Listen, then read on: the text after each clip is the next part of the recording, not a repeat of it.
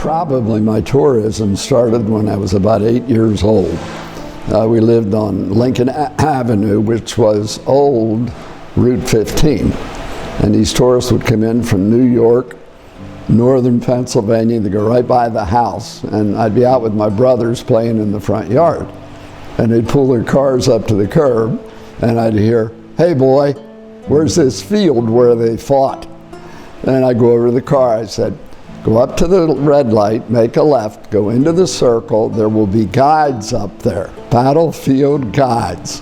And I said, "They'll wave you down, go over, and they will take you around and give you a tour of the battlefield." So that kept going.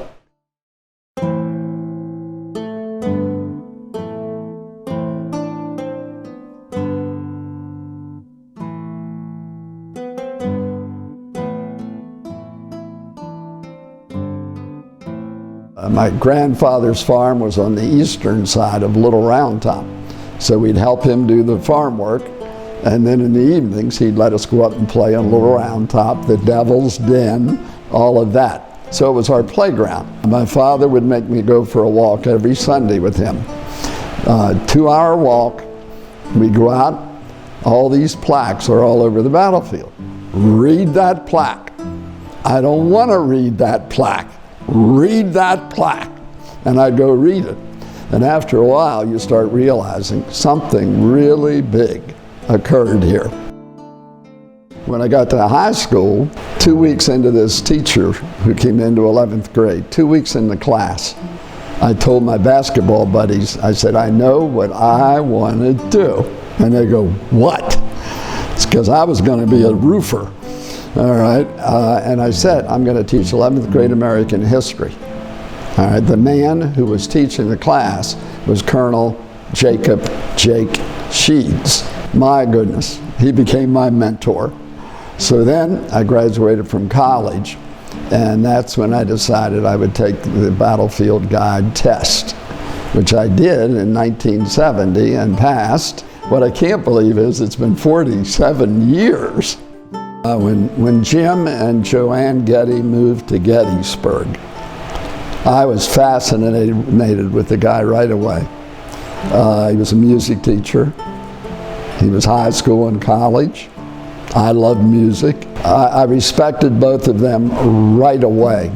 They actually had a theater on Steinwehr Avenue in Gettysburg, which was the same house that my mother and father eventually moved into. So I took my in-laws to see him twice, and they just couldn't believe it. They couldn't believe how good this guy was. I've always seen Gettysburg as a friendly community, the guides as a friendly community, the National Park Service as a friendly group.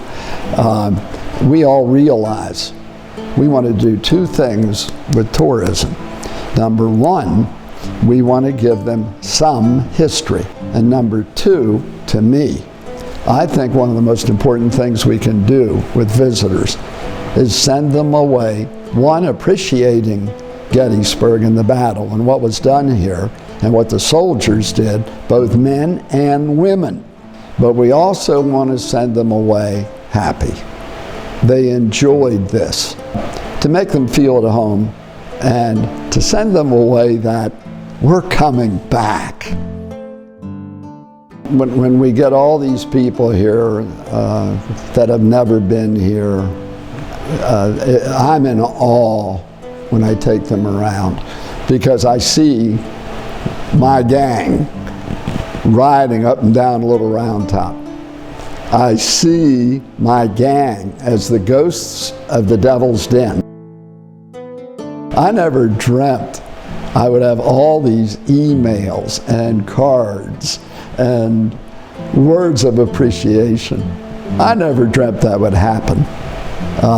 And I've been overwhelmed by it and still am every day.